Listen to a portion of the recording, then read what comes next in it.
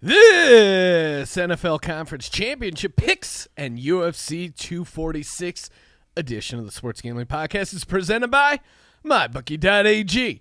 MyBookie is your home and my home for the NFL playoffs. Use that promo code SGP and get up to $1,000 in free bets. MyBookie.ag, promo code SGP to play, win, and get paid over at MyBookie. We're also brought to you by DraftKings. Download the DraftKings app now and use code SGP. For a limited time, both new and existing users get a deposit bonus up to $500 on your next deposit. Remember, that's code SGP, and you can get a deposit up to $500 only at DraftKings. We're also brought to you by Ace Per Head. Ace is the leader in pay-per-head providers, and they make it super easy to start your own sportsbook.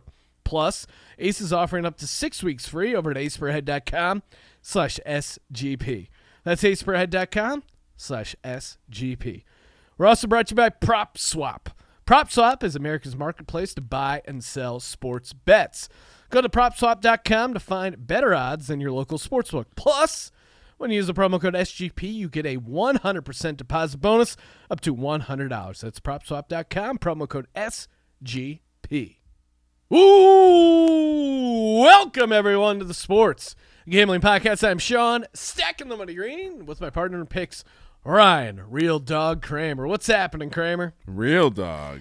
I just like to mix things up there a little Mixing it up, bit. huh? Ryan, Real Money. You changed your name to Real Money Kramer on the Sports Gambling Slack, and I in turn changed mine baby. to Stacking the Money Green. Trendsetter. And now it's created a cluster F of my Slack chats because I keep looking for K for Kramer because that's how you were previously known. And now I got to go down to the R's and find Real Money Kramer. I figured we'd go by our hashtag Our Christian DGens gambling. only given names. Why not, Sean? On this fine Wednesday, on the 15th day of January of the year 2020, where I come out. Yes. On this NFC/AFC championship weekend podcast, where I am wearing the ultimate receiver jersey. Here to be your Jordy receiver. Nelson. Ryan's about to receive some good vibes in the form of Mojo picks. Of course, we started things off. What a long journey it's been, Ryan. Sean, did you know this is a 15-year revenge spot for Aaron Rodgers? Really? Stay tuned for many more nuggets like that. For the draft, yeah, of course. And we started the NFL season off. Legacy Stadium had a live viewing event. We saw the Packers defeat the Bears. Yep. You were wearing your Jordy Nelson jersey because you had lost the lock challenge to Billy of the EPL and Fight Show. And so you had to wear the Jordy Nelson jersey. But then the Packers ended up covering. It was a really ugly game, but good start to the season. A win is a win is a win. I'm hoping to bring back that good juju because I did have a great weekend that first weekend, Sean. I didn't. I hit that bet and then lost a bunch after. I wasn't talking about betting on football. Oh, we were just talking about living it up. I had a great weekend. No, I did not have a great weekend betting on football. I had a great night betting on football. I had a great weekend. Brother was out there for his bachelor party, but we'll be going back to beautiful Las Vegas. Will we? Close to locking down a little event, live stream hang. Stay tuned for that. But yeah, if you're going to be out there for March Madness, the plan is for us to get out there Wednesday afternoon, hang out Wednesday night, all day Thursday, all day Friday, and then get the hell out of Vegas early Saturday morning. So March 18th to the 21st in beautiful Las Vegas. Hit us up at Gambling Podcast if you're going to be there. I know we'll also be doing we'll be hanging out, I think one of the days, at least Thursday probably, over at Westgate. Our boy Jay Cornegie hooked us up watching the games in that sweet, sweet theater setup they have there. I know we've already made plans to hang out with the Betsperts crew. Sounds like we got a lot of plans. Sean, you know the first rule of Vegas is don't make plans. Well, these aren't real plans. They're just basically we're going to watch games here for at least part of the day. The proper response is we're working. We're working. We're on the clock. If my wife asks, sorry, honey, I got to go on a business trip. Business. What do you do? You know what? I don't know if I can call you tonight for bed, girls. Daddy's got to work 13 straight hours There's watching 16 every games. one of these 32 first half unders and making sure I cash. God, I can't wait. Super Bowl's not even over. Tradition unlike any other. We will be we're obviously going to be breaking down the conference championships. We'll recap the divisional stuff first, but stay tuned. The return of Rich Slaton for the UFC 246. Conor McGregor's back, and I don't know what happened. We just drifted away from talking UFC. Rich really knows his shit and gives out a bunch of good picks there at the end of the podcast, so stay tuned for that. While we're plugging the network, of course, the college experience, as always, EPL show, the fight show, and Ryan McKee, host of NBA Odds Pod. If you've been tuning into that, he just gave out the Magic over the Lakers against the spread. Magic won outright. Markelle Fultz going toe-to-toe with LeBron James. The curious case of Markelle Fultz. What the hell? Of course. Guy looks like a complete bust with the Sixers. They get rid of him. He's succeeding. Well, and Sean, you definitely want to go subscribe to the Sports Gambling Podcast Network feed to get all of that awesome information, especially this week, though, because the fight that we talk about later on this show, later when we have Rich on to talk about that UFC fight, Billy, our guy.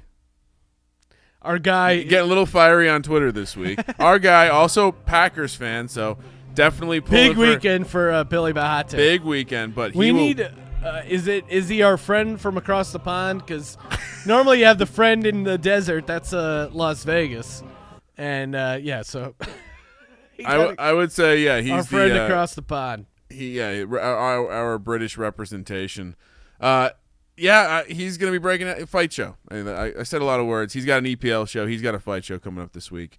Jam-packed week for the network, Sean. Jam-packed week for the network. And, Ryan, we couldn't be doing all these podcasts. We couldn't be doing all these posts if it wasn't for our presenting sponsor, the sportsbook we call home, mybookie.ag. Of course, as you know, Blackjack pays 3-2. Oh, sorry, I got distracted there. 5K limits on Super Bowl futures. If you want to get in now, they're taking your action. You can already get in on the Squares contest for the conference championships. Of course, UFC 246, McGregor versus Cowboy. Only one can be a winner, but all you guys can be winners over at mybookie.ag. Deposit withdrawal very easily using Bitcoin. Get that sweet, sweet cryptocurrency going. Plenty of props, plenty of picks, plenty of parlays. You can do it all over at mybookie.ag. I'm sure we'll be giving out some player props on the pregame Periscope. Ryan will not be able to make it. Hopefully Justin Decker filling in for the conference championship. The Super Bowl. There's only 3 games left. Get in over at mybookie.ag. Use the promo code SGP for up to $1,000 deposit bonus. mybookie.ag, promo code SGP. Jason Garrett is in New York City to hang out with. Why are we talking about this right now? Well, we got to do a little NFL news and notes. We are not a show that passes rumors. We don't participate in the spin. This is a no spin zone, Sean. There's no rumors. He is the guy they're interviewing for the OC job. New York. Yeah, the offensive cheerleader position, Sean. I've been crushing this one on Twitter.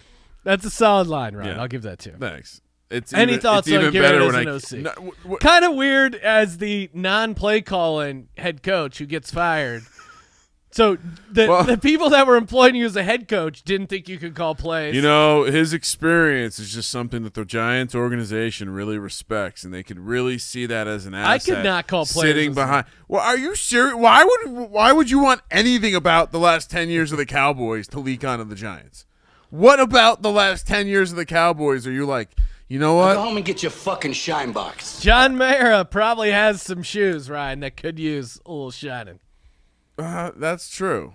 Is John Mara the new Jerry Jones? Wow, certainly behind the times. Checks and balances. I don't think Steve Tisch would let it happen. He seems like he's a bit of a loose cannon. It's too attached to people they should have gotten rid of. All right, listen. If they hire Jason Garrett what is the Eli Manning to the Giants organization. He was there before. backup quarterback. He's part of the family. Once a giant, always a giant, Sean. I think that's what they say. Well, okay, if you're saying that, then we got to talk about Odell Beckham giving out free money at the national championship. Odell, does it always have to be? That is a disgusting act. I meant to hit this. The Odell drop, aka It's the always boat. about him. The boat trip that sunk the. And, well, it's fitting because Mara was one of the original guys on the Titanic, probably, right? He was the one, like, pushing out the people in steerage class so he could get a lifeboat. Odell always has to make him about himself. So annoying. So annoying. Is it real? Now we're going to have to investigate whether the money's real or not. They should be paying the college athletes. It's just, ugh. That tweet, what an annoying was news great. cycle. That tweet was great. NCAA to investigate if Odell was giving out real cash, and then it's like both coaches in the national championship game to receive $1 million bonuses or whatever. Yeah. Odell definitely gave out money, right? Yeah, I mean, there was video of him giving it out. He did it on video so that everyone could see him do it. What is there to investigate? The fact that they have he was trying to recruit some more fuckboys. The fact that they have to investigate just shows how insane the NCAA is. I've concluded my investigation. It was real money. God, they're just such fucking idiots. Speaking of fucking idiots, let's get to the game recap. Starting off with the only game I did not get correct when it comes to ATS picks. Okay. You like that? You like that? I did not like that Captain Kirk and the Vikings catching 7 points in San Francisco. Thought they would have a little bit of a mojo. Again, we did hit on Jimmy G. Will throw an interception.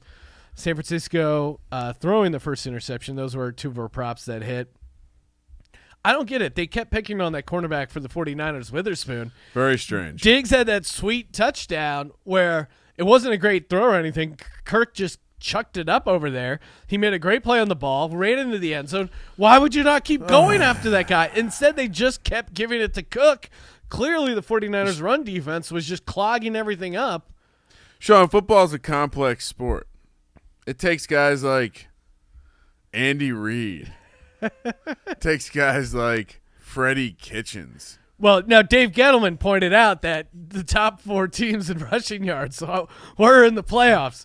So maybe Zimmer is living in that rushing yards, all rushing yards matter world where you just got to pound the rock, regardless of it's not working. The most concerning. It's not working. Stop it. The most concerning thing about Gettleman's statements are that Gettleman's allowed to talk to the media. Yeah, that was really All right, I get it, dude. I get what I understand what you're trying to say. Like, you're trying to do the "I told you so," and I'm sure if he wanted to talk now, he'd be like, "Look at Derrick Henry. Derrick Henry is the single reason that Tennessee is in this position." But if I'm the Mara family, maybe we just don't let him talk for a little while. Maybe we try to repair the PR. Like, let's just see what this new coach is dropping all the right sound bites. Let's just all rise, Joe Judge. I mean. So nothing crazy to take away for me for this game. What I do think happened was Jimmy G, we kept waiting for these games for him to get exposed, and I felt like he kind of got exposed, but to Shanahan's credit, he just said, second half, we're not letting Jimmy G throw the ball. And he had 19. I mean, this was like early in the season where they took the ball away from Kirk Cousins and just pounded the rock with Dalvin Cook. Yeah. Jimmy G completed 11 passes, and 11 of 19, he threw one interception. He could have thrown more, I think. There were definitely some close calls there. And it makes you wonder. They just gave the ball to Tevin Coleman, 22 for 105 and 2 touchdowns, and they schemed up a great game. I think they took advantage of the rest disparity, and I think, I willingly disregarded the fact that this Vikings team was not the same team on the road outside, and they were just the same old team on the road outside. I would say hard to imagine a world where Jimmy Garoppolo can complete 11 passes and have a chance to beat Aaron Rodgers. Yeah, I mean, what are they going to – well, we'll get to that in a second, Ryan.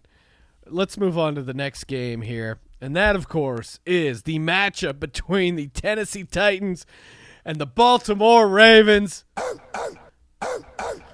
Now, I picked Tennessee plus 9.5. We both had the under correctly at 46.5. You, unfortunately, were on Baltimore's side. Now, on Twitter, the night of the game, I threw out a monster money line. That is Tennessee plus 395. Couple of things that really sold me on the money line, and a great reason why you should follow At Gambling Podcast. These late-breaking my gut. I was on the treadmill, actually, about to leave for the game, get back, get in my spot, and my gut was rumbling, Ryan. It was rumbling, and my gut was talking to me because known mush, friend of the program, Scott Bowser, he had Ravens futures. Oh, no. And he texted me saying, I guess I should probably hedge with Tennessee Titans, but there's no way they win outright. I'm not even going to waste the money on the hedge. And just alarm bells are going off in my head. I'm like, oh my God. Then another actor friend, comedian, super funny guy, not a giant sportsman by any means, Nick Rutherford, writer for Rick and Morty. So I'm sure there's some former SNL guy. He tweeted me again out of nowhere saying, can I get in on this Ravens bet? What do I got to do? I explained how to go to mybookie.ag and use a promo code SGP. It's definitely what happened. And that, again, was like, oh, my God. They're coming out of the woodwork to tell me that Tennessee money line is the play. And that's what I did. Lamar Jackson, they forced him to throw outside. They forced him to make some throws that he just couldn't. He just couldn't make some throws. And it's like this. You have to either be all in or all out on Lamar Jackson. There's no sort of middle ground that can, because he's become like the he's become the plastic straws, right? Where it's like you can only have a plastic straws are destroying the environment, and you should get rid of them. They're killing sea turtles. Very binary. Or, hey, you stupid fucking libs, give me my plastic straws. There's no middle ground where, he has a very good skill set. He deserves to be MVP, but we saw it in the Chargers game in the playoffs. He has flaws that if you catch him on the right day and game plan around him, can be exposed. Sean, in the National Football League, the postseason is a collection of one-game seasons. Limited sample size.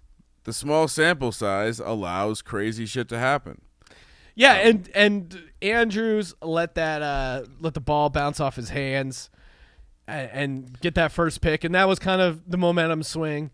But again, the Ravens threw the ball 59 times. That's not how you win with Lamar Jackson. Now, Lamar Jackson made a bunch of great throws this year. And another reason why I like Tennessee, one of the props I gave out, Ingram under 74.5, they basically all but said that guy was not right. I don't know how I was still able to get under 74.5 earlier in the week. It's crazy. Unfortunate for my Ravens future. I didn't know that Mr. Scott Bowser shared my opinion there.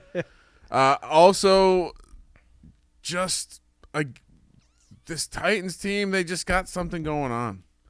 It's that team. They're the team this year. They're the team that just appears. Someone compared Tannehill to Nick Foles 2017. Okay, I think the difference there is that was a very good team in the regular season. That kind of made a miraculous. But also, the Ravens are the Titans 2-4. And then Tannehill comes in 7-3 from then on out, and then so now 9-3 with 2 road playoff wins. I mean, look, 2 things happened. We challenged the Titans to be great. Their coach said he would cut off his dick if he Those 2 forces combined. That's all this is.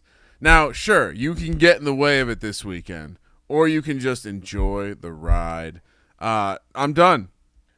I'm done getting in front of the buzzsaw, Sean. Just Derrick Henry. That buzzsaw's coming from Mike Vrabel's dick. That's an amazing visual. Just imagine him working at some logging company. There's a lot of accidents on the logging. Mike Vrabel just comes up to the circular saw. No, coach, what are you doing? I mean, and notice, coach, that we're comparing your dong to a massive tree. It's a compliment. And like you said, he's married. He doesn't need it. Guy doesn't know about healthy male. You know, I don't know about that stance on not needing it. I don't understand that. But Ryan, I need it every day. that seems excessive. You Couple times a week. I'm feeling pretty solid. Baltimore, the Ravens. They stacked the box. Yeah. Speaking about well, we're talking boxes. 1-800-5800-TOM Leykis. Healthy male. Baltimore, they stacked the box. Yeah. 67% of the time they had 8 men in the box against Derrick Henry. That did not slow him down. Normally, I think the stat was he sees a stack box like that, 37. Oh, God, now I can't stop laughing when I hear stacked box. The slot. How's the slot? 67% of the time they did it. So they loaded up even 30%. And Ryan Tannehill is a guy that can place the ball well on man-on-man coverage. You know, man-to-man coverage, that He's Jonas fast. Smith ball. That 40-yard bomb, like when they got that ball back the second time and he just stepped back and just chucked a 40-yard touchdown, it's like, oh, dude, they're winning this game. He's sneaky fast. He throws a nice deep ball. I mean, his problem was never that he didn't throw a nice deep ball. So now you give him a running back and you give the Titans the ability to basically say, totally just don't fuck this up. And he's getting it done, you know. I don't know. There's a lot of fun stuff that can. I was reminded today, Sean, the Super Bowl is where? Miami. Wouldn't that be some shit? Beautiful Miami, Florida. Yeah, Ryan Tannehill. Tannehill. Oh, could there be anything worse for the Miami Dolphins?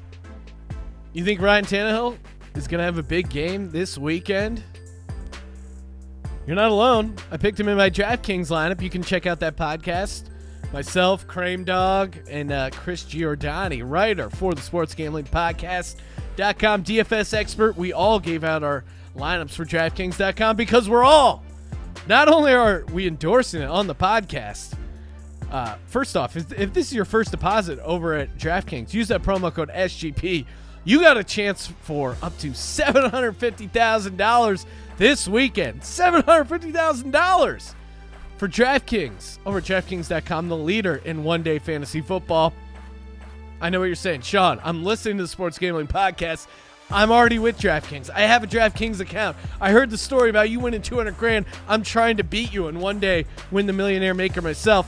What does this promo code do for me? I'll tell you that. What? A sweet deposit bonus. That's right. Up to $500 for new and existing users. Up to $500 on your next deposit. Use that promo code SGP. Minimum $5. Why would you try and deposit less? Deposit bonus requires a 25x playthrough. Eligibility restrictions apply. See DraftKings.com for details. And see SportsGamblingPodcast.com. We have a bunch of awesome DFS articles, daily fantasy stuff going up.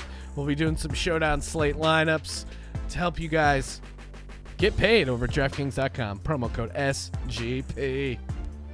I'm over on the Derrick Henry Wikipedia page, Sean. Yeah. How many times can you throw up 225? He's got 22 reps. You got him beat, right? On the E-Gym, I could do 225 on the E-Gym, not 25. I could get it up once. Oh, once? Not 22 times? Probably not. I'll be honest. I'm more in the 18 to 19 range, so I'm right behind Derrick Henry. The only Derrick Henry's hair, that one giant dread, is unsettling to me. I don't know if I'm allowed to say that, but dreads to me. Whoa, dude, you're a Penn State alum. You got to be careful judging people's hairstyles. Dreads to me look way more badass when you have that when they're all separated. The one dread, it doesn't look as cool when he's running. For the episode photo though, Ryan, I have the guy still looks like he's got a little gut on him. There's a photo from the Ravens game where his shirt's up and he's got his gut hanging out. He's running like a fucking beast. It's old school football. It's fun to root for. It's fun to watch. In his postseason career, he has 99 carries for 561 yards. That's ridiculous. Yeah, and I gave it out on the DFS podcast, but he just set a record for the most rushing yards last 8 games, over 1,200 yards. It's insane. Houston, they set a record, not a great one. Gave up a 24-0 lead to the Kansas City Chiefs at home. Chiefs covered. We both had the Chiefs and the over. KC -9.5. Bit of a sweat. I'll admit it. It was my lock. Bit of a sweat, though. Down 24-0. And, man, there were some tight buttholes in Kansas City on that day.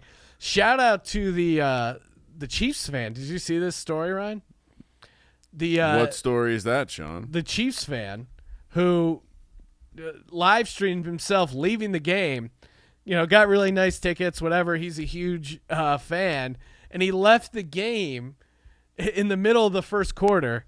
And his name is Big Chuck on Twitter, @CPenForTheWin. He left the game at the first quarter because he believed he was cursed. The comeback began. He follows us on Twitter @Gambling Podcast. So shout out to Big Buck Chuck is his Twitter handle name. Seems like a cool dude. So he left and he assisted the team.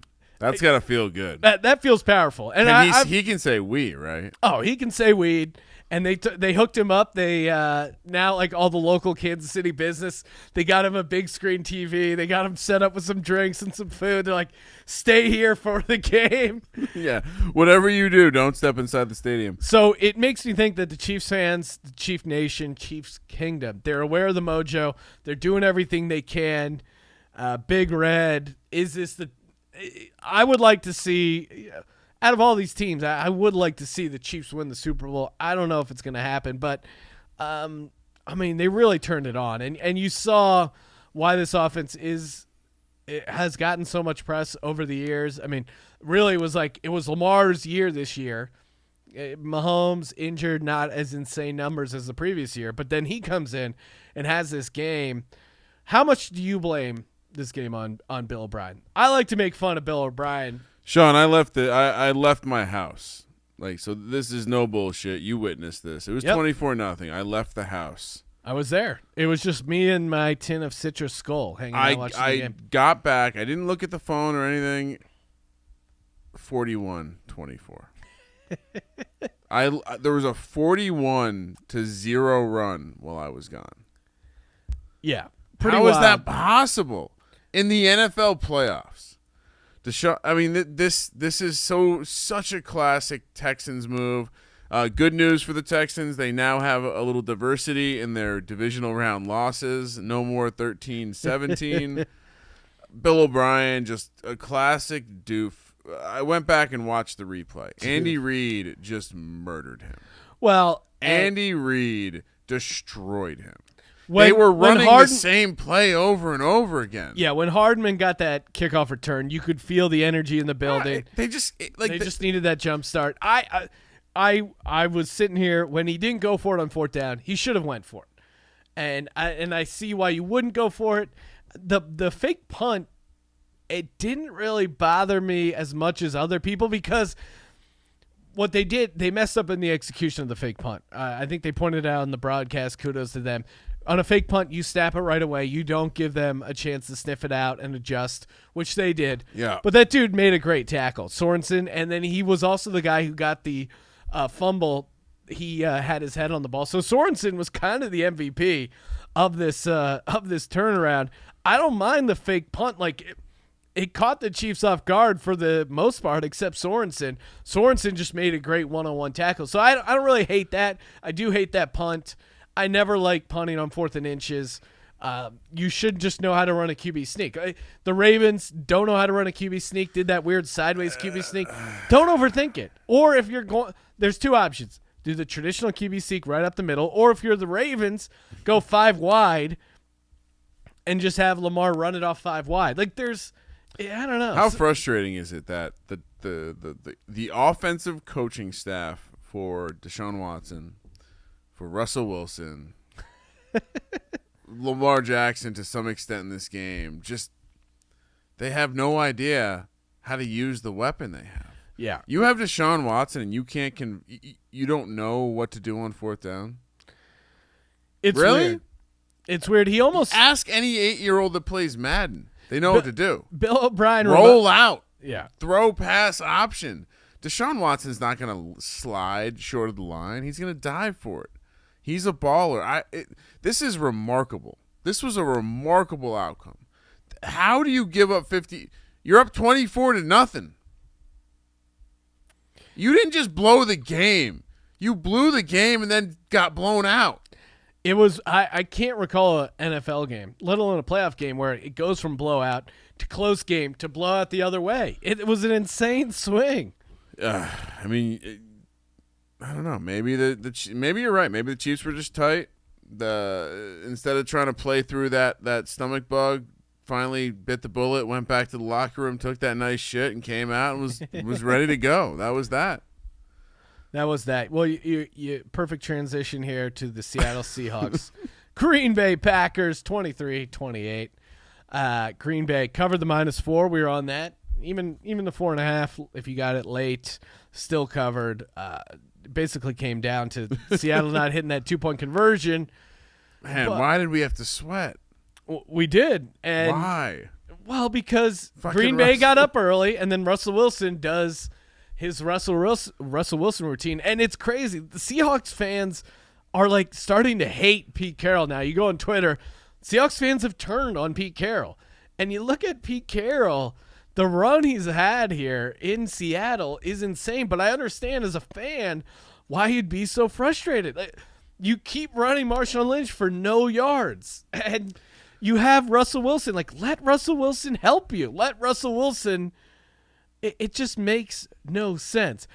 Since 2012, since he took over, their worst season, they had 9-7. Other than that, 3-10 win, 12 win, 13 and 11 win seasons, and a Super Bowl. Like, what? He's had an incredible run, but people are just so pissed. Well, I mean, I guess he's you had could 11 playoff wins since 2012.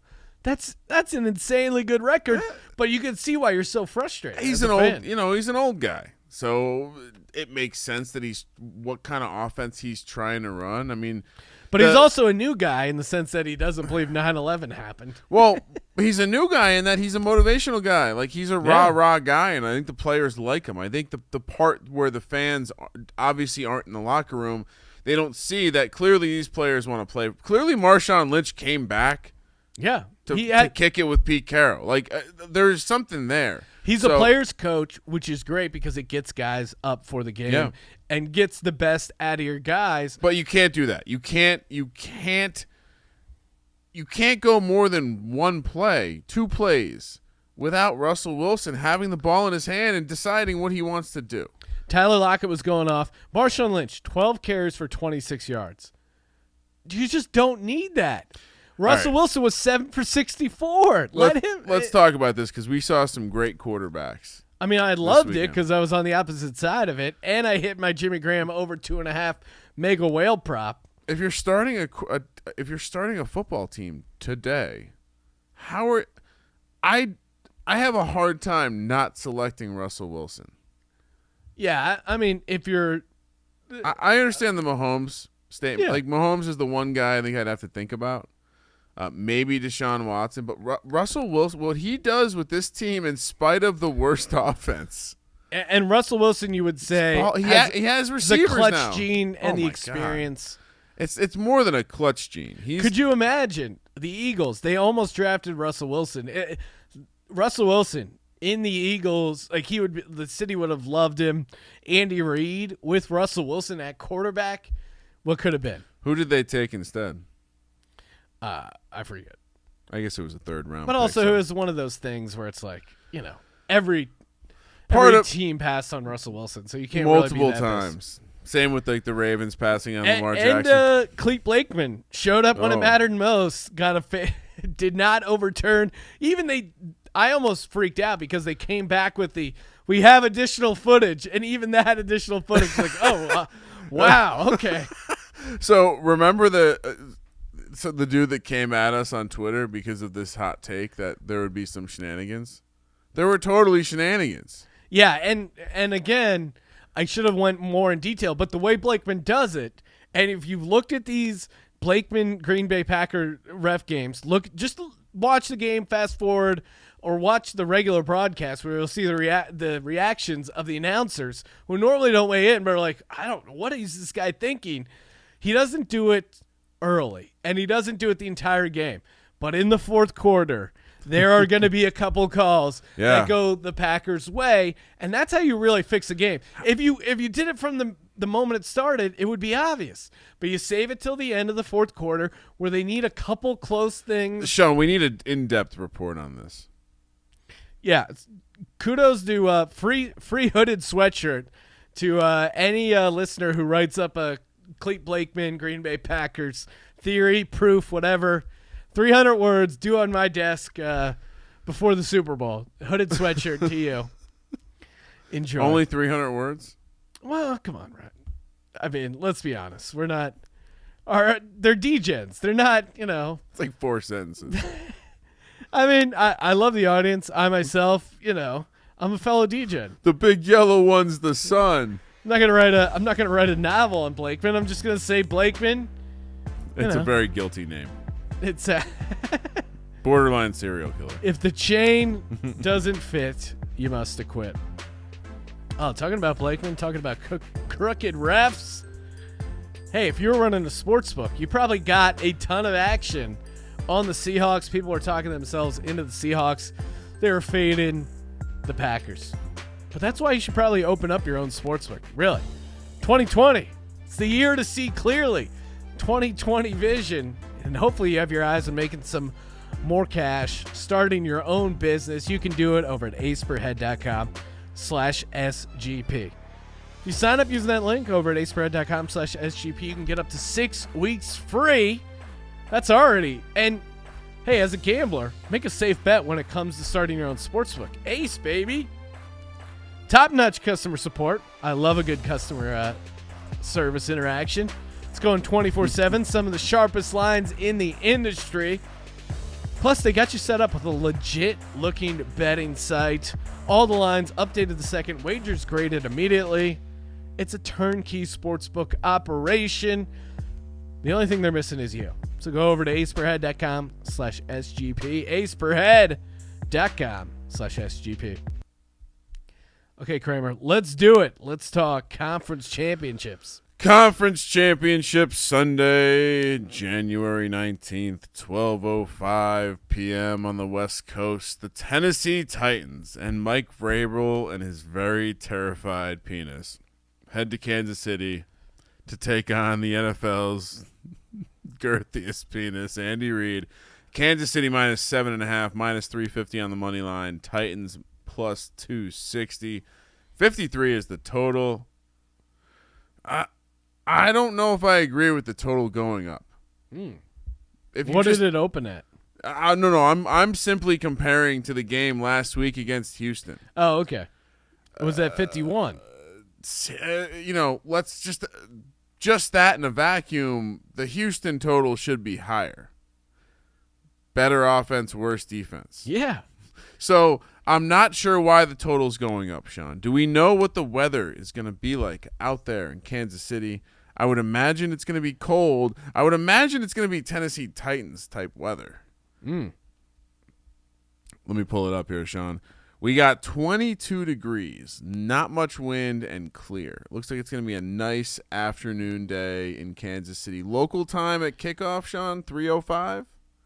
They're central, so 2:05. Yeah, anyway, back to the 7.5. It's just an absolute darling number. What are we seeing right now with the dollars and the tickets? We're seeing 61% of the tickets. We're seeing 56% of the dollars on Kansas City. As far as the total, 64% of the tickets on the over, but only 18% of the dollars on the over, Sean. So a little bit to that point of that number feels like instinctually that's a big number. I don't understand why it's 2 points higher than last week's total. What else? What else, Sean? What else? Well, I'll start this off with as far as totals. I'm going to an alternate total already. Give me, let's see. There's a couple I'm finding here, these alt totals. I'll start off with an alt total of under 46 at plus 230. Lock that up for a prop. Wow. That's a low number. Aren't I'm you going a little low, worried? Oh, yeah, I'm worried. But, Ryan, this is a gambling podcast, okay? When you're throwing out Tennessee money line, you're believing. Are we doing picks again? We're doing that thing again, huh? What, where we pick the games? Oh, my God. Every game? Every game. When do we get a break? We've been doing this for years. Right. I don't know what you're getting at. Ryan's ready to retire. Not me. All right. So I'm not ready to retire. I announced earlier. I don't even know why we should just delete this segment from the podcast. I told you I'm not picking anyone but the Tennessee Titans until I can't pick the Tennessee Titans anymore. Yeah. 7.5? Are you kidding me? They are street rats. And I know what you're thinking. Whoa, Sean, where are you going with this? This could be controversial. No. This is from our coach, Mike Vrabel, who calls his guys street rats. Why? Because they're scrappy. They're ugly. They're grinding it out. No one wants them. They were shooed out of Miami. No one thought. Everyone said, what? You can't be an Alabama running back, right? Yeah. Derrick Henry believes otherwise. This team, how has Derrick Henry gotten better at running the football over these past 6, 7, 8 weeks? Because Ryan Tannehill is at the helm of the quarterback. And that last game, Kansas City and Houston, a lot of the stat nerds, a lot of the non-gut handicappers in the world will say momentum doesn't exist. Yep. Watch that game and tell me momentum doesn't exist. Tell me Watch Andy Derek. Reid's giant butthole wasn't crushing a diamond. You could put a piece of coal in there. 14-karat ring would come popping out. No one's going to want that ring. The point is, momentum is real. And this Tennessee Titans team has tremendous amount of momentum. Chris Jones, the defensive lineman for Kansas City, who got injured playing pickup basketball night before the game. How does that happen? You're just a cursed franchise buried on an Indian, your stadium's on an Indian burial ground. They did have super fan staying at home for the game, so I don't know if it's going to be an outright loss. But Tennessee Titans, this Titans team doesn't get blown out. At least this new look Tannehill-led Titans team. Certainly there's some matchups that don't completely favor Tennessee. They don't normally do well against the tight end. Did pretty well against Mark Andrews and some of the Baltimore tight ends. The public, I'm sure, is all over Kansas City. And Tennessee, 4-1 ATS, their last 5 against Kansas City. 5-0 ATS, their last 5 on the road. 6-1 ATS in their last 7 against Kansas City. I mean, Sean, did you go back and watch Kansas the tape? City's hot too, but Did you watch the tape? which tape? When they played earlier this year. I think that is very much a possibility. A game very much like that, 35-32. I mean, the difference there is Kansas City, they were missing a couple offensive linemen the first time. But I would say the real difference is the heat this Tennessee team has. And kind of just, I mean, they really have something going on. It's just that simple. Give me Tennessee plus 7.5 and give me the under as low as you can get it, because I think this is an ugly, ugly game. Let's break it down. Let's start with what the NFL wants. Does the NFL want Tennessee, Ryan Tannehill? Does the NFL want 2 weeks of talk about one of the head coach's dicks being cut off? Yes. Does the NFL want the Tennessee television market? Well, and worth noting. Or does the NFL want Showtime Mahomes? Showtime Mahomes. Andy Reid, Tyreek Hill, Travis Kelce, Steve Spagnuolo. The hits just keep the honey proud parent Tyreek Hill. Proud parent Tyreek. I feel like the powers are against this buzzsaw in this spot. Right? Come on. The Titans aren't in the Super Bowl, right? Are they going to make this a game? They're not winning this outright. We both agree they're not winning it outright. I'm not agreeing to anything yet, Ryan. Goodness. I haven't given out my dog for this weekend yet. It can't keep happening, right?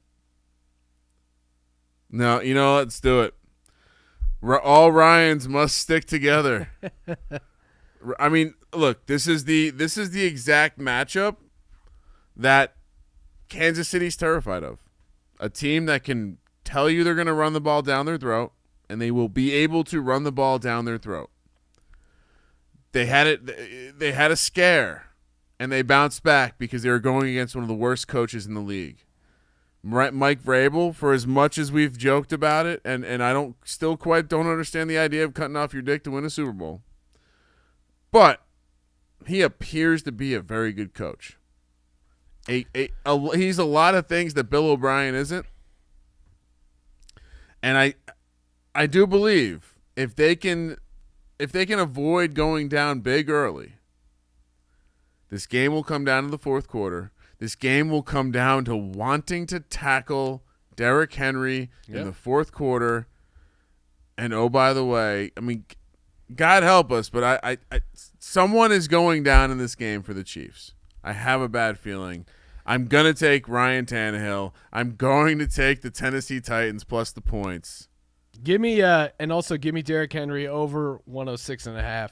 That's insanely high, but this guy he just gets this, right? That's a big number. That's a very big number. Yeah, and he's a very big man who's done it 8 games in a row. I mean, you can try and get cute and complain and think that this Spags defense that has hearts of champions that let up 31 points against the Texans. I mean, when was the I mean, sometimes shit just doesn't make sense, and sometimes since football becomes about a team. Since November 3rd, he's gotten over 100 yards every time except once. No, I don't know how you play the under on that. I'm just saying that's a very, very big number. Very big number. He's a very big man. Last 3 games, 211, 182, 195, all on the road, all against whose defense is better at stopping the run? The Ravens or the Patriots or the Chiefs? The Chiefs, Sean. Who's getting an extra day of rest to ice down those monster thighs and giant gut of his? Yeah, I mean, I think when you look at Kansas City, the main thing that pops off the paper is that 29th ranked defense against the run according to DVOA. That is not good. Even what you'll hear people say is, "Oh, well, their defense has improved. Their defense has improved." I don't think their defense has improved against the run, and we're going to see a team that's going to commit to the run, unlike the Houston Texans last week, who, as we mentioned, they completely shit the bed here. Man, it's so crazy to me that we're going to see the tennis. We have a chance, Sean, to see Ryan Tannehill in the fucking Super Bowl. Talk about devaluing the Super Bowl. It's totally going to ruin Eli's Any MVPs. props you got there, Kramer? I mean, I would say if the Titans fall behind, they're going to have to start throwing the ball. Do you like A.J. Brown? Do you like Jonnu Smith? We threw out Ferkser on the DFS show. He's a guy that's going to have he could be a half a catch guy, right? Yeah. So Ferkser over catches. But I would say let's zig a little bit here.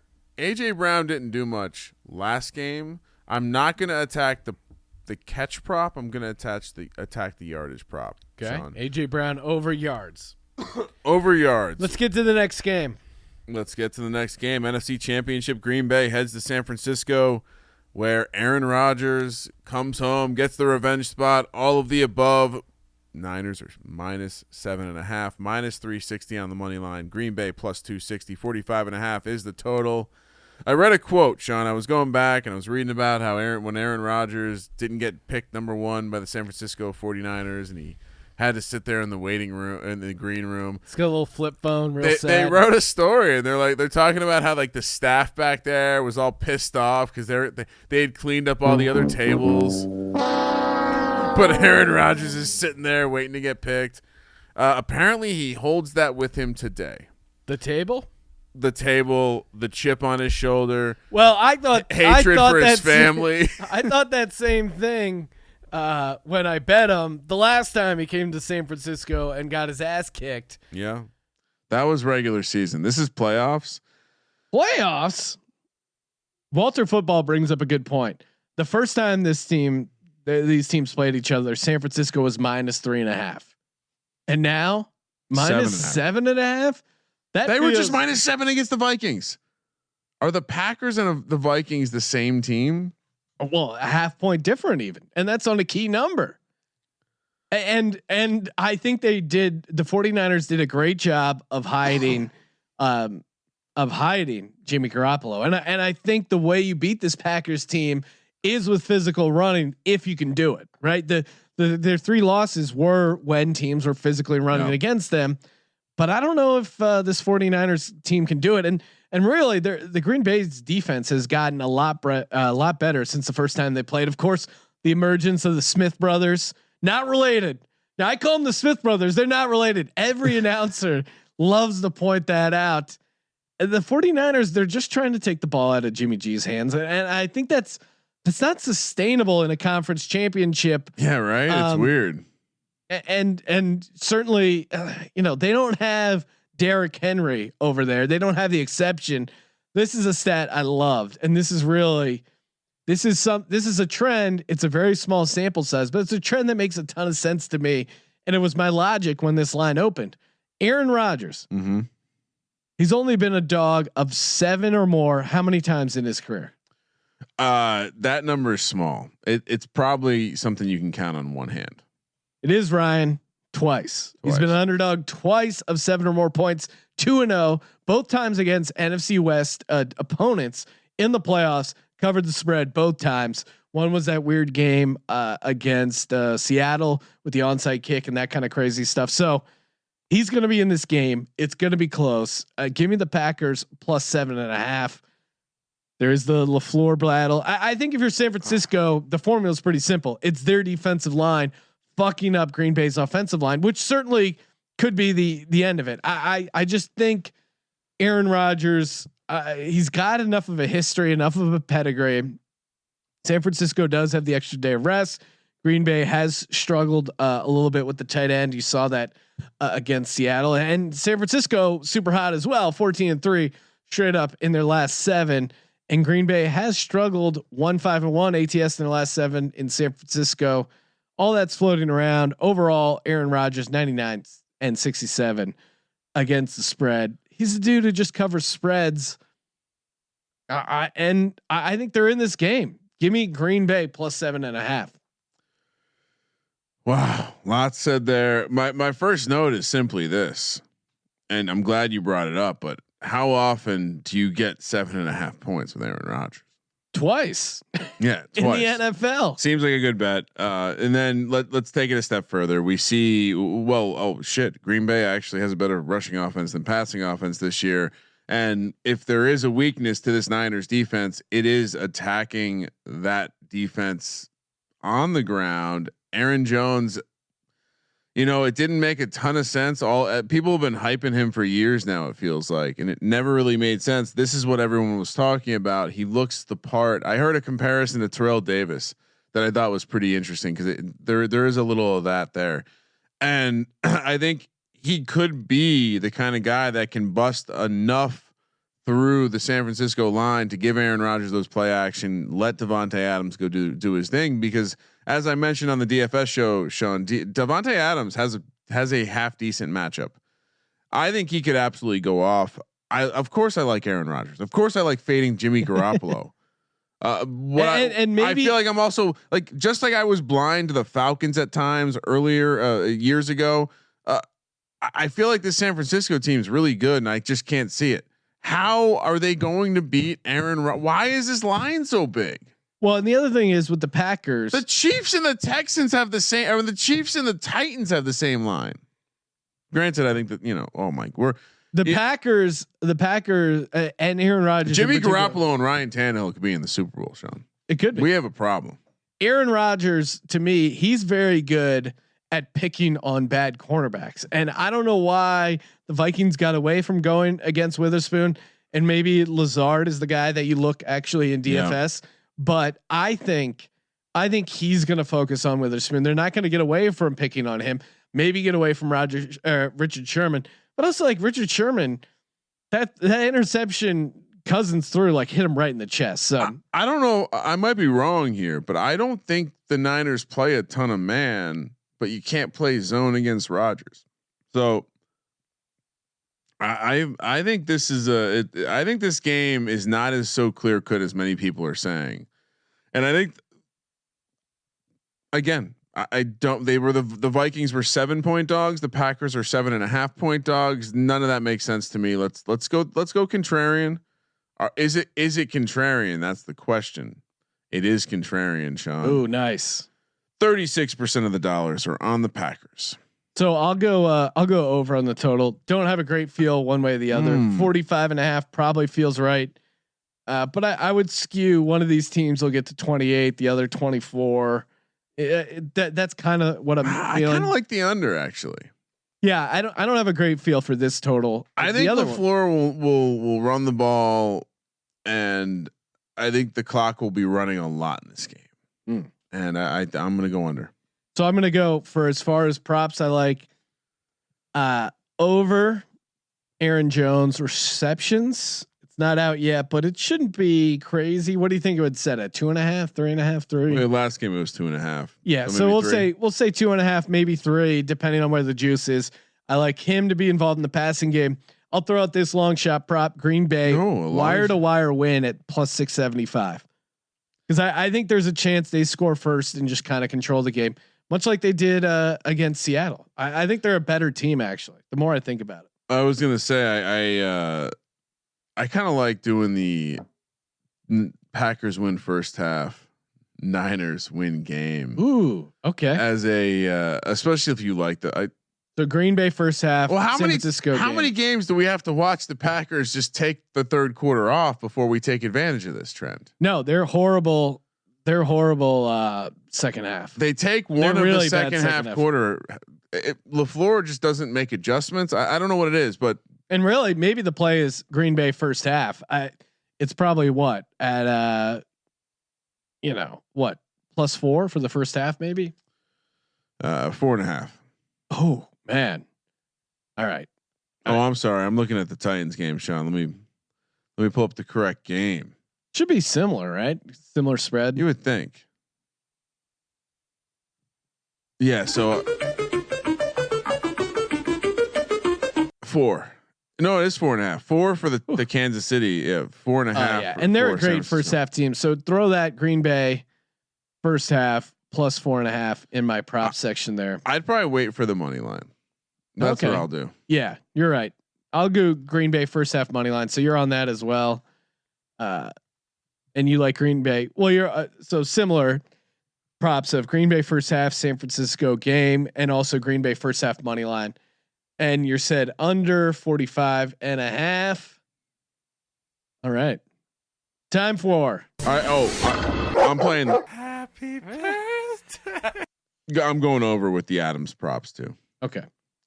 So both receptions and yards. Yeah. Well, I mean, Adams. We'll play it by ear, but I'll probably Again, stay tuned at Gambling Podcast. We'll throw out all these, once they kind of go final.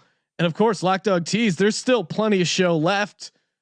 We will be talking to Rich Slaton about the UFC 246. My lock, give me Green Bay plus 7.5.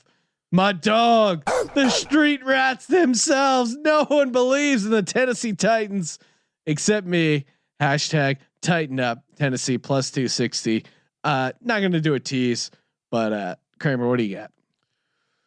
Well, I have a massive future on the Packers, Sean, and I'm probably not going to be adding to it by betting this game. It's just so hard. I don't want to be boring, but it's so hard to not lock up the Packers getting 7.5 points. It just feels like such a big number. So copying my lock, okay? I don't know where else I go. There's only 2 games. There's only 2 games, Sean. I'm sorry. For my dog,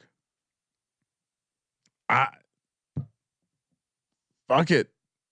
Let's go Titans. Tighten up. Oh my God. Tighten up. I don't know how else to play this. I can't jinx my future. If the Packers win that game, I cash a 9-1 future on the NFC, Sean. That then turns into a 20-1 future on the Super Bowl. I know it's not going to go right, but this is where I'm going. And honestly, if I'm locking one of these props up, I think you just have to lock up Devontae Adams over the catches. You know what I'm going to lock up, Ryan? My favorite prop of all, prop swap. That's right. PropSwap.com is America's marketplace to buy and sell sports bets. Ryan, you're trying to figure out some hedging situation. PropSwap.com, the perfect place to hedge or buy someone's hedge. Take advantage of someone looking to unload a ticket and thereby getting better odds yourself. You're buying the bet from another person and not against the house, so there is advantages. You're cashing in on them looking to cash out. It's really just that simple. Last weekend, guy threw $20 on the Titans to win the Super Bowl, 300 to 1 odds in November. Jesus, sold that ticket on PropSwap for $550. So he's cashing in 26 to 1. Meanwhile, the guy on the opposite end, he just got a 10 to 1 ticket, which is better than no one else is offering. Titans plus 1,000 right now. They're only one of only 4 teams. Again, PropSwap.com, perfect place to buy and sell active sports bets. And I know what you're thinking. Oh, gambling isn't legalized in my state yet. I can't go to PropSwap.com. You'd be surprised. A lot of states that don't have legalized sports gambling yet, they do have. They're good to go over at PropSwap.com. And again, you go to PropSwap.com. You use that promo code SGP. You get a 100% match up to $100. Promo code SGP. Void where prohibited. And even a special bonus to you, the listeners. Use that promo code SGP over at PropSwap.com. Send in the screenshot to podcast at Sports Gambling Podcast to get a free Lock Dog Tees t-shirt. That's right. A free t-shirt on top of a free deposit bonus. No rollover on it. It's just $100 you get to spend buying sports tickets instead of betting them at a sportsbook. Joining us on the line, announcer for the University of MMA, longtime friend of the podcast, Rich Slaton. What's happening, Rich? Happy to be here, guys. It's been a minute. I've missed Ryan's mispronunciations. I've missed Sean's overexcited announcing that I'm on the show. It's really good to be here again. I like how he's giving me credit for the mispronunciations. Yeah, admittedly, that was me. I'm not great at English. I'm at maybe an 8th grade level, but Sean is the name wizard. Yeah. Oh yes. Ooh, this will be. See, it's been so long. I forget who's bad at what. That's all right. Ryan did. We love you too. Ryan did catch me trying to pronounce some of these names Ooh, before the podcast got going. So I'm sure I'm going to have plenty of screw ups here. He was like a singer. Me. I'm like, oh man. Me ma. I'm pumped. All right, we're going to hit on some of the undercard stuff for UFC 246. And, of course, breaking it down, the big fight, Conor McGregor and Donald Cerrone. Wow. That's an easy one. We didn't even get past the first name. I mean, McGregor, I expect you to get right just because, of your trash background. But the rest of it is just brutal. Oh, I can't wait for this the first fight on the card. I cannot wait to hear you try to pronounce these names. Okay. Starting off, one of the early fights we'll get to here, Alexei Olynyk versus Maurice Greene. I think I did all right there, right? Shockingly, you actually kind of nailed it. Maurice Greene, no relation, -130 favorite against Olynyk, a +100 dog, I guess you could say there, pretty even money. The round total sitting at 1.5, +150 on the under, -180 on the over. What do you see here, Rich? What are you doing? Well, on paper, there's a ton of reasons to avoid this fight, right? Olynyk is a really talented submission grappler with 45 submissions over his 71 fight career. And he's crazy crafty, right? He's one of the most crafty guys in the submission game. He once got a guy, I think it was Victor Pesta, by letting him take the mount because he was stepping into an Ezekiel choke, which is like a weird forearm choke. That, by the way, I think that Alexei Olynyk has done the only 2 that were ever in the UFC.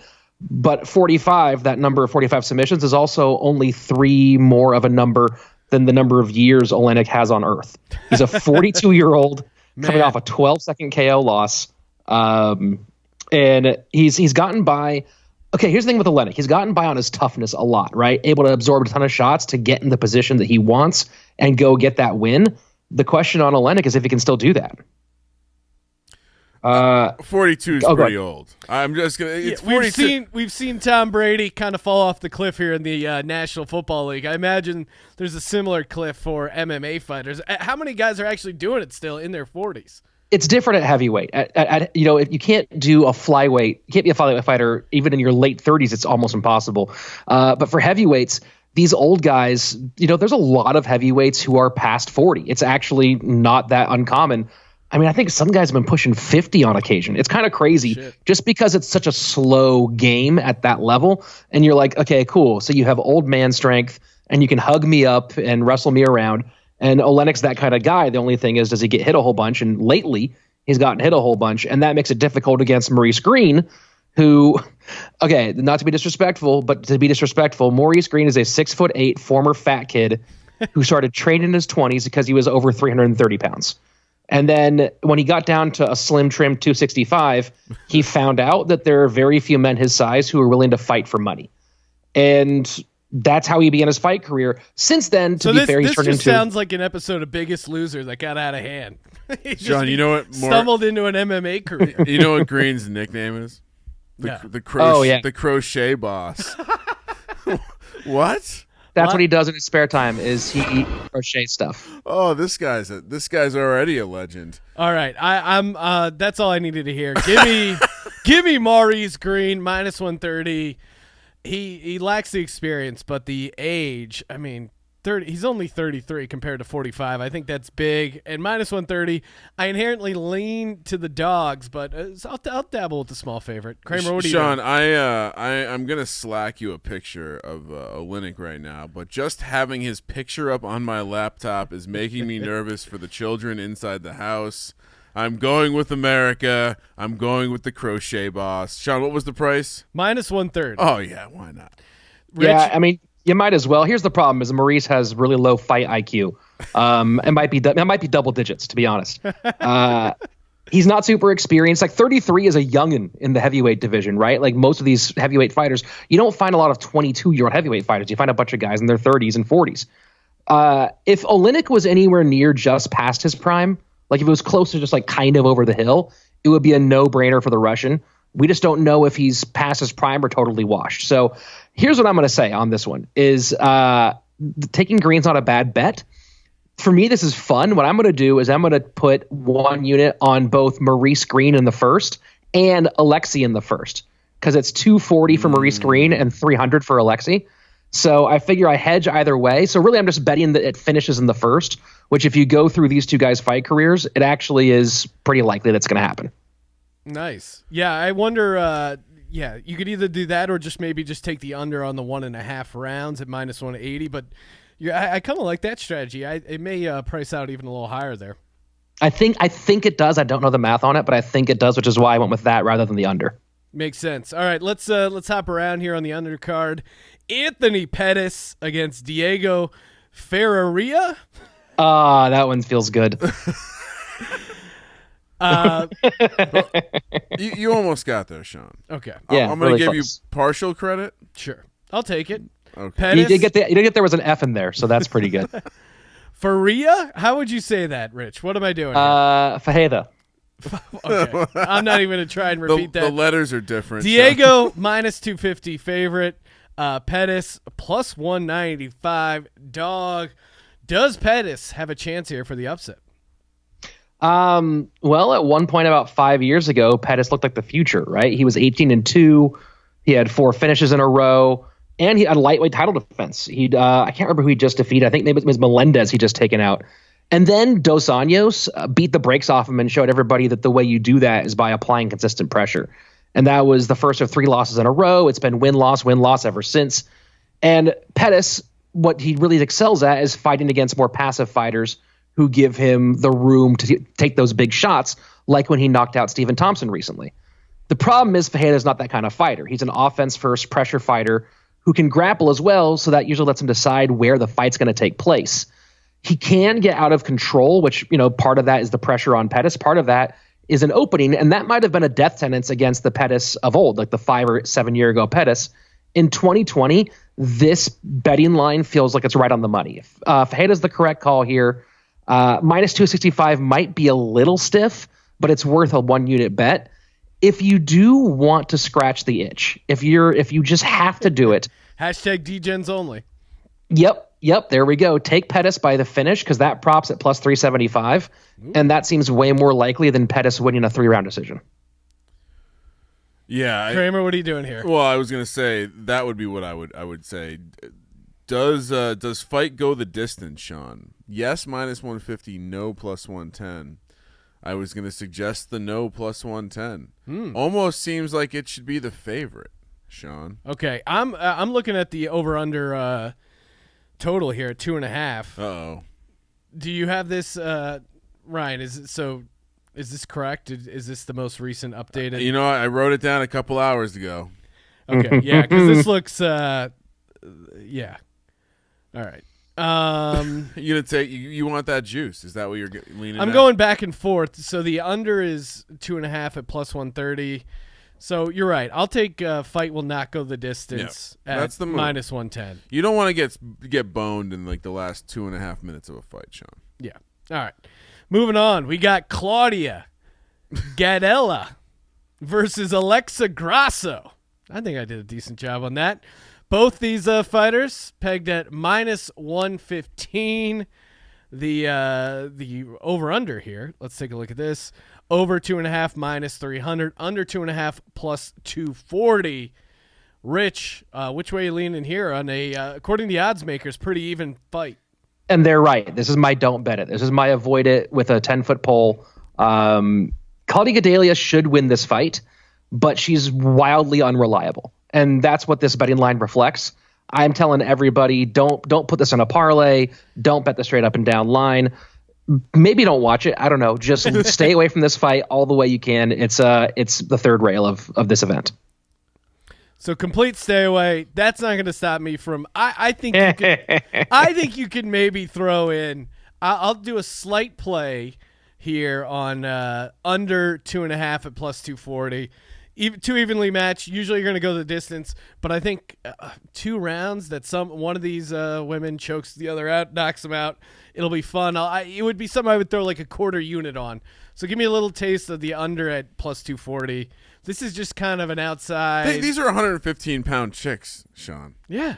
But nothing is ending early. This is going all the way on schedule. And that's why it's a crazy bet, and I wouldn't suggest it to the listeners. However, yeah. You realize that these two fighters could just take turns kicking each other in the face, and it wouldn't end. I really like. See, now I want to watch this. See, Sean, I'm really into Grasso's massive leg reach advantage, 5.5 inches. She's got 2.5 inches with the conventional arm reach. Long cocks. She is from Mexico. I don't know. I mean, it's throw some out here. Here's my thing with here. I appreciate the UFC. Very progressive. We got lots of women's fights in the game, but I don't really like watching little dudes fight. Right? Yeah. There's only a handful of little dudes I've ever really enjoyed fighting, and those are the ones that could finish fights. I think with the women, it's like some of this shit. It's like I don't need to watch this. But if you're telling me, hey, we're gonna watch it, I'm obviously gonna bet on it. I'm gonna take Grasso, and I'm also, Sean, gonna tell you, juice it up a little bit by parlaying with the over. That's a stone cold lock. Yep. Okay. Take the over. I'm going to give you some numbers here, Sean, just to show how bad of a call you're making. In 16 combined fights in the UFC, these two have only gone under the full length of the event twice in 16 fights. So you're saying there's a chance, Rich. See, I got to go against the grain. Everyone's zagging. I'm zigging over here. All right. Hey, congratulations. Have fun. Another female fight here on the undercard. Holly Holm against Raquel Pennington. Raquel, does she have a what's her fight nickname? I'm working on it. Pull that up, Kramer. I actually don't remember that one. Yeah, and well, Jesus Christ, Sean. You knew it? Did you know? No, it ahead I of didn't. time? I was just Raquel Pennington has to have a badass fight name. Rocky. Okay, there you go. Oh, there you well, go. the Holly Holmes fight name is actually way better. Yeah, the preacher's daughter. Oh, Jesus. That is pretty solid as well. She actually is. Yeah, that's got to be an interesting sermon. The dad's just like, and go out there and slay them in the MMA battles. Holly Holm, minus 130 favorite against Raquel. Rocky Pennington, a plus 100 dog. The over-under for the rounds sitting at 2.5, but crazy juice on both sides. Over 2.5 on the rounds, minus 540. Under 2.5, plus 390. So they think this fight is not going to go the distance. Are they correct? And is Holly Holm the correct favorite, Rich? Yeah, I think they got it right on Holly Holm. Here's the thing. 5 years ago, she was on top of the world. 10-0, just knocked out Ronda Rousey in one of the biggest pay-per-views of all time. The world was her oyster. And since then, Holly's 2-5 and coming off a really nasty beating from Amanda Nunes, like a career changer potentially. On the other side, Raquel Pennington is an unremarkable athlete, and she has the record that goes with it. And that's pretty much the entire story of Pennington. She's in a division. She's moderately marketable, and she keeps fighting people. That's what her career is. This will probably be a slow, boring fight. The bets fall in line with that. But I think Holm is a decent bet, both standalone and as a parlay. Minus 133 kind of feels like a steal, and I think that's mostly because of the fact that she hasn't been great against top tier competition as of late, and what happened against Nunes. Raquel Pennington isn't Amanda Nunes. She's not any of these people. She is, again, unremarkable. Holly Holm's more talented, more physically gifted at minus 133. I say you go ahead and take her. You can lay medium on Holly Holm in my opinion, and you can probably parlay it as well. Nice, so pretty safe bet. I'm going to rock your advice there. I'll go home minus 130. Can I caution you guys? Sure. Because when I head over and check out the betting, Sean, and I see, all right, Holly Holm getting 75% of the tickets, but I'm seeing 60% of the money on Raquel. Oh, so Pennington. You're saying some sharp money on Raquel Pennington? I don't know what I'm saying. Or is it just the casual guy, the casual bettor, the casual fan? I don't think a casual bettor is making a bet on a Tuesday on an undercard fight for the UFC. You're right. It's probably late action. But Holly Holm, even for a casual guy like myself, that's a name you know in your head. You're thinking, oh, okay, he took out the badass chick. I think maybe that's what's driving it, right? Yeah, if you're going to play Holly Holm, maybe like you guys are saying, you can get Holly Holm by decision, plus 110. Okay, yeah. I mean, if there's that much juice on the over, it's probably safe to take the decision. But I'll just lay it at Holm minus 130. What are you doing, Kramer? I'll be contrarian. Okay, you're going Rocky. Give me Rocky, and I'm wearing the green. It's not for Philadelphia. It's for the Green Bay Packers. But there's some connection there. I ran up some steps today. Wasn't any sort of special library or the stairs that Rocky ran up, but let's go with Rocky. So the dog's barking. Let's go with the dog. Raquel, Slight dog. Rocky Pennington. I just like to imagine that Sean's actually laying his bets as we have this conversation, and he's making so many fun, terrible decisions. So, Rich, something that happened since we've talked to you last, we were doing a college football podcast, and myself and Colby were having a deep conversation about college football. Apologies for digressing. Sean's barely paying attention now. No, well, you did the spreadsheet and you mispriced the McGregor. You had McGregor as a plus 275. Well, we're talking about something else. So we're having a nice college football conversation. Next thing you know, Sean's computer goes, "Place your bets, please." I had logged on to mybookie.ag, great sponsor of the podcast, and I gotten sidetracked in some online blackjack during my own sports gambling podcasts in a highlight of degeneracy that knows no end. I feel like you need to get like a tattoo of just of betting a 22 on your arm somewhere. I don't know why. Yeah, never go over, baby. All right. Speaking of degenerates, this guy, he's taking a break, hasn't had a drink in 3 or 4 months, according to him, in spite of the fact that he has his own line of whiskey. Personal dream for myself. Conor McGregor facing off against Donald the Cowboy. McGregor, a minus 350 favorite coming into this. The over-under for the fight set at only 1.5 rounds for this 5-round fight. It's not a title fight, but it has that feeling of a title fight. The over and 1.5 is minus 135. The under is 1.5 plus 105. So they're saying this could be decided early, which it seems like it normally benefits McGregor. I love McGregor just because he's an Irish dude and talks a bunch of shit and it's fun for the sport. But I think there's probably some value here on the Cowboy at plus 275. That feels a little inflated. What are you doing here, Rich? Wow, that's a really interesting take on that one. Look, let's talk about Donald Cerrone for a minute, right? Cerrone is a really popular guy. He's an exciting guy. He has more finishes than I think anybody. He's also lost all 4 of his title shots. He's lost every time he's had a big fight. Lost to Jorge Masvidal, lost to Robbie, lost to Tony. He's a professional fighter. The Andy Reid of MMA.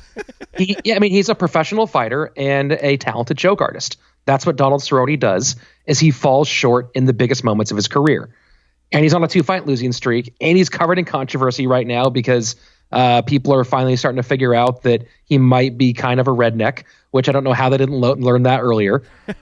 You add in what I call the Aldo effect, which is where Jose Aldo, who was the scariest, baddest man on the planet, who I used to joke about the fact that his sisters once threw him in a fire when he was a baby, and that's why he has a burn on his face, because that's the true story. So why would you punching him ever make him scared? And That's the build-up to the Conor McGregor fight ruined him. It wasn't the fight. It was the build-up. It got inside of his brain. There was too much attention, and Aldo just totally lost it. Cerrone's been under bright lights, but I don't think he's ever been under the scrutiny of this level of you're fighting the comeback McGregor. The other side of it for McGregor, it's simply a question of where he's at and does he have cardio right now? Like, when was his last MMA fight? I feel like it's been a long time, right? Not that long. When was the Khabib fight? I feel like it was like 18 months ago. Is that right? 2 years ago? 2 years sounds right. Yeah, 2 years sounds about right. Look, Conor's the better fighter. He's the better fighter. He's long, he's rangy, he's dangerous, he's accurate. It's really a question of if this goes into later rounds, how in shape is Conor? I think the Khabib fight actually more than anything showed that he's a better grappler than he was, and I don't think Cerrone has the grappling advantage that maybe he thinks he does. I also don't think Cerrone is going to grapple this. I think he wants to knock Conor out because he wants to take out the big dog in a big way, and I don't think that benefits him. I'm actually kind of surprised that the line is where it is. I think the line is only where it is because of Conor's layoff, not because of the skill gap between these two fighters. So you think he should be a bigger favorite than even 350? Yeah, why is he not minus 700?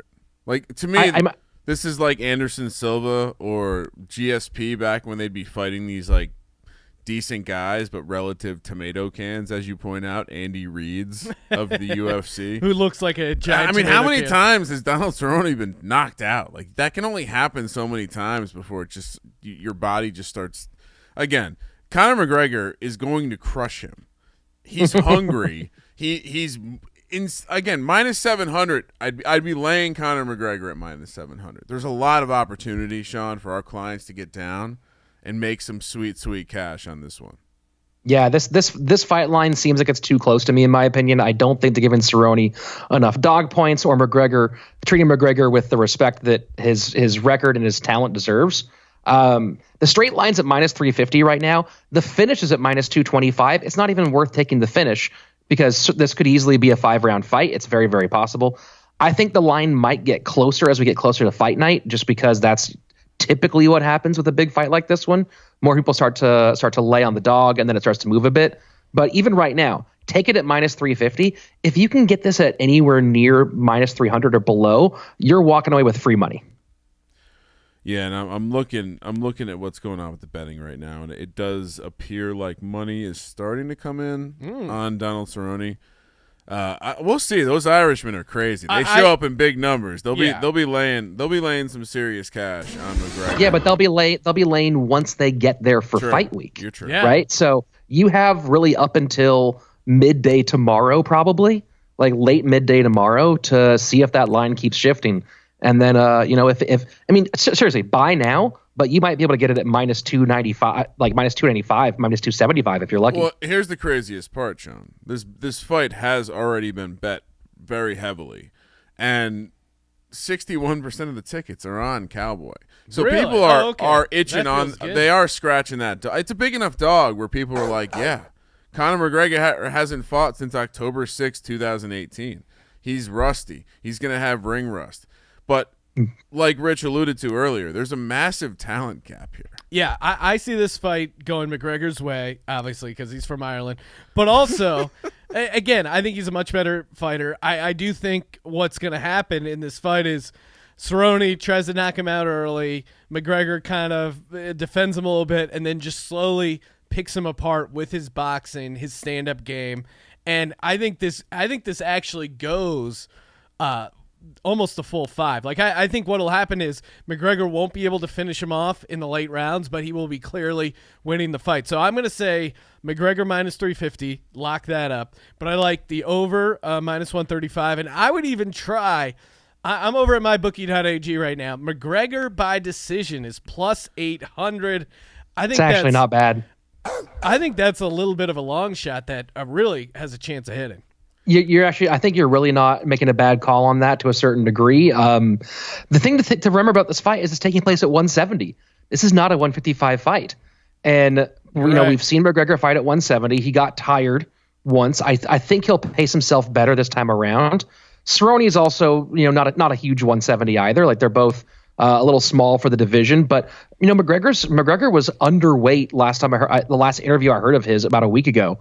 So, it's one of those situations like McGregor could make 155 for this fight easily if he wanted to, which is crazy.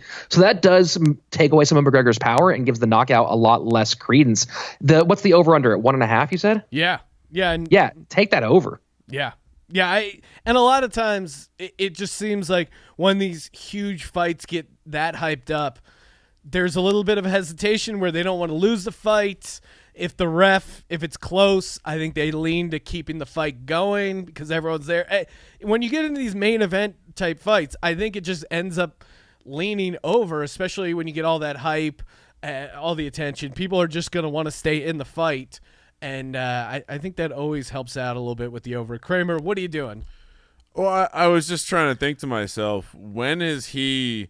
So we all agree this is going to be a boxing match. Yeah. Or at least, yeah, I'm on Cerrone is going to try to be knocking out Conor McGregor. If that happens, when has he ever lost a stand-up boxing match? He hasn't. In the MMA? Yeah. I mean, he's lost one very clear one, and that was people forget, even though it was finished on the ground, Nate Diaz beat Conor McGregor on the feet. Yeah. He beat him up real bad. That sucked on the and feet. strong, though. And that's also a legit, top-level boxer in the UFC. So, sure. Yeah. Anyway, where I would lean into this is I actually think if Donald Cerrone makes that mistake of fighting on their feet, I don't think it's going to make the distance. But if he tries to play it smart, and as you point out, we could see I believe Conor fatigues anyway just because he's going to be rusty. There's not many fighters we've seen come back from a long hiatus and show no rust, especially if it drags into the later rounds. I would say this, Sean. If you want to have some fun, I would say play McGregor to win in rounds 4 and 5, 12 and 22 to 1. Oh, okay. All right. So you're okay. You could also play the fight goes the distance at 4 to 1. I like your angle of Conor by the points, but I think what I'm going to suggest, the 17,000 unit whale play for this weekend. It's a baby fucking wheel, man. In honor of Jordy Nelson, 87 unit play. Yeah. Just don't overthink it. Just lay up. Just go deep on minus McGregor money 350. line. Yeah. All right, we're Rich, ballers here, right? Yeah, exactly. Rich, what are you doing here? Yeah, I think the minus 350 is a nice line. I think it should be a little bit further. I think it should be more like minus 450, minus 500. I say that's too. The numbers are too good not to take McGregor there. All right, love it. All right, so for my lock for the card, I think over in the McGregor fight at 1.5. I love it to at least get to that second round -1. You're locking that down. Yeah, I feel good about that. My dog, my upset, my long shot is McGregor decision at +800. Kramer, what do you do? What's your favorite bet of the slate? McGregor. Just McGregor -350. I know after I watched that video of him being an asshole to that old guy at the bar that I was like, fuck this guy. I'm not. This fucking cunt. But of course I'm going to bet on him. Yeah. He's fun. The UFC, as Dana White needs this guy. Like, that's why he's fighting Cowboy, right? Like, Cowboy is the tomato can, right? It is. He's going to make a good fight, but he's going to lose. And that's what they need him to do. So Conor can step back up and have another massive pay-per-view event. So Conor gets it done. My dog, I mean, is it fair to give out a +100 dog? It's not much of a dog, Ryan. All right. At least parlay something together. You want me to throw a parlay out there? Yeah, something that people can get a little bigger odds on. Let's do Grasso and the over. Okay, Grasso and over, and the over 2.5 in that fight. I'm assuming, right? Okay. Yeah, why not? All right, Rich, I'll go to you. What's your favorite bet? Your lock, and then something a bigger long shot, maybe a parlay. So my lock, and I almost feel bad about this lock to a certain degree because it seems almost rude to the history of the great sport of mixed martial arts. But in the prelims, on the ESPN prelims, Macy Barber is fighting Roxanne Modafferi, and Macy Barber's 21 years old, hits like a truck. And Roxy is a legend, a 37-year-old tiny submission specialist legend who hits like a soft wind. I'm pretty sure at this stage in Roxy's career that Barber can avoid the ground and beat her up on the feet. And the line right now has Macy Barber at -900. Oh my God. Which, yeah, and I think that's actually pretty fair. Roxy's really sweet and really nice and really cool and has always been someone where you're like, you're a professional fighter. And it's because she's one of those tricky submission girls. But here's the fun part. If you switch to if you switched on the Macy Barber fight and take Barber, I believe by finish, it's -225. Oh, okay. So you increase the odds from -900 to -225. And honestly, I think she's gonna beat the heck out of her. So I think that's a pretty fair bet to take. Nice. I'm right now looking to parlay that with Conor McGregor. I like that. Yeah, because that you would almost you're getting a little closer to even money there with that. If you want to hedge that -225 too, you can come back with Roxy with a submission for like +2600. Oh, okay. Hedge your bets there. Wait, what? You do not say it's +2600. No, +1400. Roxy by submission is +14. Yeah. That's actually one of the. You know what? On the same fight, I'm going to take that as my long shot bet because that's the only way that Roxy wins this fight is if she catches like a weird arm bar or something because this 21-year-old gets veteran. silly. But look, think about that. You can lay 2.25 to 1, and you can hedge back with 14. Yeah. Hello. Do that. Hello, free money. All right, Rich, before we let you go here, I know you had some thoughts on UFC 247. I can't wait till we talk about this like in depth when we get there. But it's John Jones versus Dominic Reyes for the light heavyweight title. And this one I'm personally excited for because, as you mentioned, top of the show, I was the play-by-play commentator for the University of Mixed Martial Arts. Rest in peace. It was an amateur fight organization in the Los Angeles, SoCal area. And Dominic Reyes was I believe our middleweight and light heavyweight champion. I called his first 4 fights. I saw him start as an amateur, and he's one of the few people I saw hundreds of fighters go through there. He's one of 2 people who I said had a real shot at the show. And not only does he get to the show, he's undefeated, and he's fighting for the title against John Jones in February. I'm super, super pumped about that fight. I'm curious to see what the line is when it comes around because I think people are going to go. I think it's going to be really heavy towards John Jones, and I think that Dominic Reyes might end up being a decent dog pick when we get to that event. John Jones is -445, Reyes +345. Wow, that's way closer than I thought it was going to be, and I think that's actually a pretty sharp. Those odds are pretty right on the money. Man, I love John Jones. He's No hard- matter what he does wrong, I'll keep coming back. He's hard to bet against. All right. Hey, Well, likes to party, but so do we all. yeah, exactly. Thank you. Thank you for calling in, Rich. Appreciate course. it. And where can people check you out? You can go on all the socials at Rich Slaton. If you play Clash Royale for some reason, the hit mobile game, I'm the lead play-by-play commentator for CRL, which is their professional league, and I have a bunch of stuff about it on my YouTube. So look me up on YouTube, Rich Slaton, and you can see more videos about that. And hopefully you enjoy playing phone games. No, Awesome. you never know. You never know. We are definitely a lot of dudes. I assume it's a dude-laden game. So I mean, it's a game, so it's dude laden. Yeah, exactly. It's video games. It's, All not, right. it's not a Japanese dating sim. It's dude laden. Thanks as always for Rich for calling in. Thank you guys for tuning in to the Sports Gambling Podcast. For the Sports Gambling Podcast, I am Sean, stacking the money green, and he is Ryan good luck this weekend, Sean. Kramer. Let it ride.